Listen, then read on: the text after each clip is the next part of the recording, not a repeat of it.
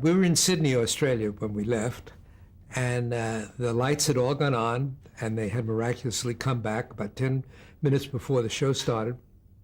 However, since it was live, it also gave Dick Clark the opportunity to stand in front of the camera and with a very, very serious face, tell us how we nearly had this near disaster, that we had lost power, but miraculously that it had come back, and so the show can continue.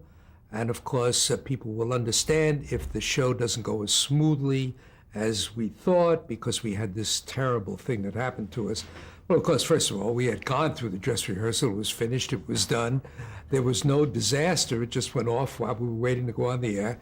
But however, it gave this Dick this opportunity to give this dramatic moment. Fly ahead, the show was on. Fly ahead to the evening. Dick is a great, great host. So he gives this wonderful show party that evening. And we're in Sydney, and then the pressure is off, and everybody's having a wonderful time. And he went around to everybody to make sure that they were enjoying themselves and have a comment about the show and its relation to whoever he's talking to. And he gets to me, but he gets to me when I'm already into about 2 martinis. And he said, Bill, I've never seen anything like it. Have you? Well, my mind was clouded. I said, what is he talking about? I had never seen. He said, you know, power has never failed. And then I knew. I said, yeah, Dick, I had never seen anything like it either. Well, I really hadn't. And then he looked at me very strange and he said, Bill, how long have you been in television? I said, November 1948. He says, oh, I was June 47. Well, anyhow, so the one-upmanship ruined it because I had just read something in the Wall Street Journal about Dick's age, and he was listed about 4 years younger than I, which was impossible if he had been in television at that early age. But Dick is wonderful to work for. He doesn't like audience lighting as such. He doesn't like it full exposure, and in a sense, he's probably right about that. He's a great producer to work for because of his understanding of the medium and understanding of program material. That's his strength. He certainly has lasted longer but than for good reason, for good reason. Any other performer. He's tough.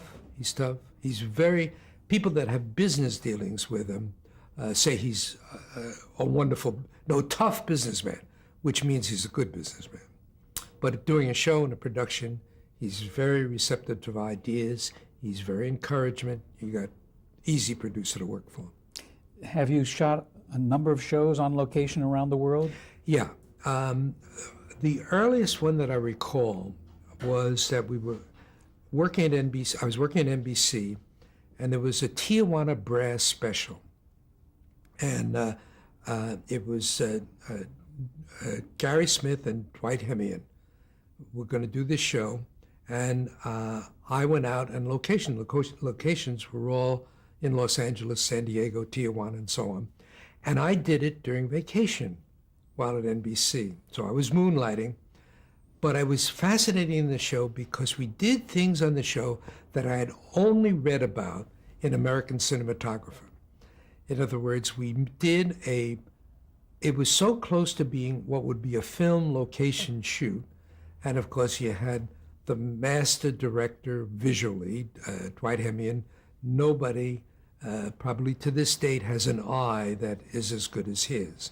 So the show was really wonderful. For a television show, it was absolutely gorgeous, beautifully shot, and we were able to do things we had never dreamed of doing under a video camera. And I was very, very proud of that show. Of course, I got suspended for NBC for 2 weeks for doing the show because I did not do it for NBC. However, I went and lit the commercial for the show during that 2-week period, so all came out well. But there were those innovations, and then from then on, locations started to become more and more commonplace. And what was the toughest one you ever did? The toughest one was, of recent remembrance, was a Dolly Parton Christmas show, which we did in Pigeon Forge, Tennessee. Walter Miller was a very good friend of mine, was the producer, director, and I had thought that I had planned everything out well. And we had basically what amounted to three lighting crews. I had all my friends there, all lighting designers, crew, facilities. We had maybe 4.5 grip trucks worth of equipment and mobility. And I had Red McKinnon was with me, Ted Wells, Russ Mars, all these friends that I've accumulated over the years, lighting people. And we had this thing knocked up, we thought. However, after about the first 2 hours, we were about 6 hours behind. It was impossible to keep up with the speed of the shooting which we had to light. And that made it very, very difficult. And that's the only time that it's difficult. If you really, although everybody was fast and quick and used to working together and so on, we were not fast or quick enough. And we had done all the planning, and otherwise you could spend millions and millions of dollars. Well, we spent $1 million, let's say. But the point was that even with all that preparation and all the right people, the show just moved too quickly for us. And that was tough. And that's when it is most difficult. Rain, elements, generators failing, those kind of things are easy to cope with because you have to stop, basically. But here in a situation where you're meeting a very, very tight schedule, that was extremely difficult. We finished it, but not to my satisfaction. Some of the locations were too big. We had a great deal of nighttime shooting, all of enormous scale. And, we had all the experts and all the right people and right camera equipment and right lamps, right lights, but no time. Do you remember how many cameras that were on the show? Well, it varied, but we shot a lot of stuff, multiple, 3 cameras, 4 cameras, a lot of single camera, single passes, things like that. When color came in what was it, 56 or 57, did the equipment begin to change? Well, we were told that we needed more light, more intensity, and so on. Of course, that turned out to be only moderately true. If you use the cameras as they came from RCA, with the pickup tube that they used in it, it did take a great deal of light. It was a little more faithful reproduction, but not really. But it was all to conquer this signal-to-noise problem that they were having with the 3 tubes and so on and so forth. And what it showed up on the color picture as. In New York, we started to say this is too much of a burden to attempt to light at these light levels. 500-foot candles is very difficult to get to. And it's very, very, very difficult to get control. It's very, very difficult to get any effects. So we did light at a light 11. We did level. We did change the pickup tube to go back to the original image, the black and white image orthicon. And so as a result, was a result of the phone call that I got from the West Coast. How did I do that? Well, we did that by basically increasing the sensitivity of the camera. Learning about color and the use of color and gel and so on, yes, there was a learning curve, but it was fast because we were asked to produce immediately. We were supposed to have help. We had a color committee at NBC, and they were people that had come from Technicolor, from the film industry, basically. John DeCoeur was one of them, brilliant designer. But it was moving too fast. They didn't have time enough to help us, tell us. The gel was up, the show was shot, it was over before we had time to discuss it. So we learned very, very quickly. And the basic problems continued all through. First of all, it will not come out the way it appears to your eye. Well, that was true in black and white too. So now we have the added factor of color, and yes, it does not come out the way you see it. You can't visualize it. You can squint and help, and maybe it'll show a little bit better, but certainly the relationship and brightnesses and the dynamic range of the system and all of that that goes as a necessity for lighting design, the technical part of it must be known and understood, or you won't get it. You won't get a result. And that's still true today, although it's less of a problem. Would you say that you have a philosophy of lighting that could you put into words? No, I don't think so. Okay. No, it has to look pleasing to me. It's about the best I've ever come up with. How can lighting help create a mood for a show? Yeah, well, I think we covered this already, but yeah, it's easy to create a mood if you understand what the mood is to be. And then a person that is professional will work every waking hour to get it to look like the way he thinks it should look. And he'll try everything if he doesn't understand how to get it. And that has been true in the things that I've done. I always seem to know what it should look like before I even start. Other people don't have that quality. Some of it, but it basically, again, is intuitive. And luckily everybody approaches it differently, so you got different results, same situation. Like, for example, if you're in a bedroom and somebody's waking up and it's morning. Okay. There are like traditional ways, right? First of all, let's say it's important that you realize it's interior and it's night. Well, you start with a black palette, obviously. But I got to see some information. But if this is morning and the sunrise, morning? yeah. Oh, morning is bright draperies. I mean, that's what people think of morning is. Morning is chiffons lit to brilliance, right? Low sunlight through the windows. I mean, that's kind of simple. And everybody sees it that way. And the question is how to execute it. Because sometime, particularly multiple camera, the next shot is going to show something different, or not going to show that window, or not going to show that shadow. Now you have a serious problem. And there's where the cheats come. Maybe I have to build up this wall brightness since it really doesn't receive the sun. Maybe I'm going to have two suns, one from that direction and one from this direction. All sorts of compromises happen when the view has changed. And that's just judgment. I mean, I've had sun coming from three directions.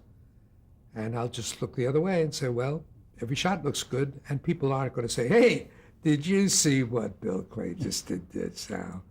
He's got not only two suns, he's got a third one, lighting the edge of that jamb of that window.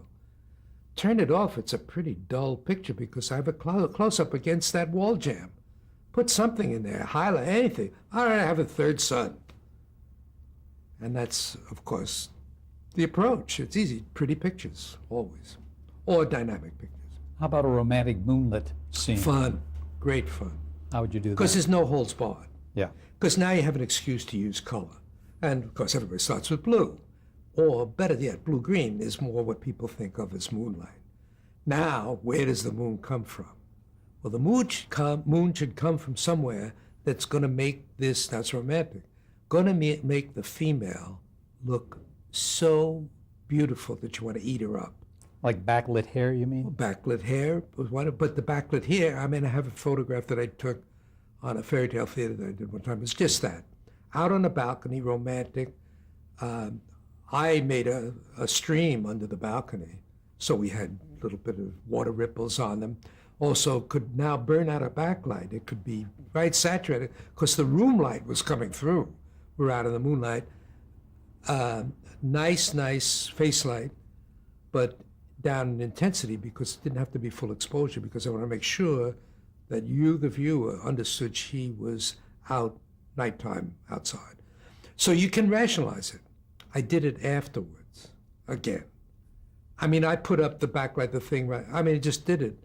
Oh yeah, give me the mirror right here, so on. It just developed very quickly and much faster than you set the instruments always. So it's really, it can be done objectively. Most of the time, it's just previous experience or intuition, no matter what anybody says. What about creating a moment of great suspense? A murder is about to take place, or whatever. Yeah, easy, high contrast. Yeah. scares the living hell out of everybody. You see- can't see everything. I was going to ask you if you could see faces. Oh, no. No. No. Because the funny about it never happens in real life. I mean, saw somebody sitting at a desk, a table lamp, a globe, but an opaque one. And I saw against the person sitting on the couch across the way what was supposed to be the light pattern of the lamp across his chest, his face in darkness. That doesn't happen in reality. There's no such situation. You have a globe lamp over a desk. I'm sorry, I see the whole room. I may not see it as bright as everything, but I'll never see the distinct sharpness of a lighted area against an unlighted area. So people who say, well, it's realistic, no, it's not. It's unrealistic. And the lack of realism is what's giving you the dramatic effect. Why not? Absolutely. But then when do we see the person? See, that's the next problem. Creating that mood of suspense is easy, but I have to have an excuse to read that person's face when I want to see it. This means light. This means light on his eyes. So the excuse and the compromise and the rational thinking can come, certainly, and can come that easily, because I've seen the situation before. But then I might throw a stumbling block and say, maybe I'll try something different. Well, it might fail, it might be successful, I might have a new trick. But you're the only one who knows it failed. Yeah, that's true. That's true. Nobody is perceptive to bad, like I know that, because I've done some horrible stuff and had people say, Bill, now I know why everybody wants you. Well, what makes, Bill, a perfect lighting setup? Well, What goes into it? I thought you were going to say, why do people say that to you? They say that because you give them no problems. Yeah. No, I understand. A perfect lighting setup is precisely what's in your mind gets reproduced. That's wonderful. Great satisfaction. And if you do it fast, it's even greater satisfaction. Because you say, see, I told you, you're telling yourself, I know how good you are, you're fast. You did that, you got it right away, there it is, a perfect lighting setup. And it's really satisfying yourself. And I think that anybody, including Visions of Light or whatever that program was that the DP's on, will agree with you that you're only satisfying yourself. I mean, it means absolutely nothing to me when George Stevens Jr. comes to me and said, Bill, that was a beautiful lighting job. It means absolutely nothing to me. Why not? Because I don't know that he is capable of saying that's a great lighting job, right? Nick Vanoff came to me and said that. I would listen to him. So, it depends why he said it. Why does George, because George, wonderful, producer, great, you suspect that he may have another reason for telling you that. Not many people see it the way that the lighting designer sees it, nor would you listen to, because it's not a judgment. I'll listen to another lighting designer. This is great looking. Bill, that's great. Alan Edelman, I knew it was you. That's wonderful, because now you have somebody that has a sense of appreciation and knows what it took to get to where you are. But normally the other thing, the star saying, I look beautiful, doesn't really tell. Because they're too, they're looking at it from another aspect. And it's the one thing that will keep your ego down, or should keep your ego down. Don't listen to that. Don't listen to that. You know when it's good. Do you know when it's bad? Oh, sure. Oh, absolutely. Like what represents something bad? There's something I look at and I say, I hate the way this looks. I hate the way It's it just looks. the overall What does that look mean? of it? Yeah, I just hate the way it looks. I hate what I've done here. I wonder where I tried everything. All right, there's a little satisfaction in that. But there's lots of things that I've done that I've looked at afterwards and said, I wish I'd done that, or why didn't I try that? And I wasn't really pleased with that. How important is it to get a contrast ratio into the picture? This is what really, basically what separates the men from the boys. We have not really, we touched upon the technical aspect of lighting. The technical part of it is we do have to fit everything into the video camera's, in this case, capability. It can only give you an output to a certain point. It only can give in the white level, same in the black level. There are all those things that are the restrictions of the system. And this is true of film too. You have to obey the rules of the system, or know the rules of the system, so that you understand how to get these effects. To get high contrast is easy with the video camera because you start with high contrast. The trick is to get the lower contrast, and which is another way of saying fitting everything into what we say would be the transfer characteristic of the medium, the ability to make the output equal to the input, what happens in between. And it's basically an emotional thing, because remember, we're not recreating my living room. We're recreating a picture that represents my living room. How I get the same emotional reaction from you, that light is the brightest thing in the room, the wall is white, the shadow goes across here, is a very technical thing. Because now I'm adapting the end result of this, what I feel visually, into a medium that says, I don't see it that way. The camera doesn't see it the same way, and that's the most difficult part. And that's the thing, that's why a theatrical lighting designer who's used to lighting for his eye can't come into television. When they do, except for Alan, they do terrible work. It's awful, because they're using a different scale. The eye is not the video camera.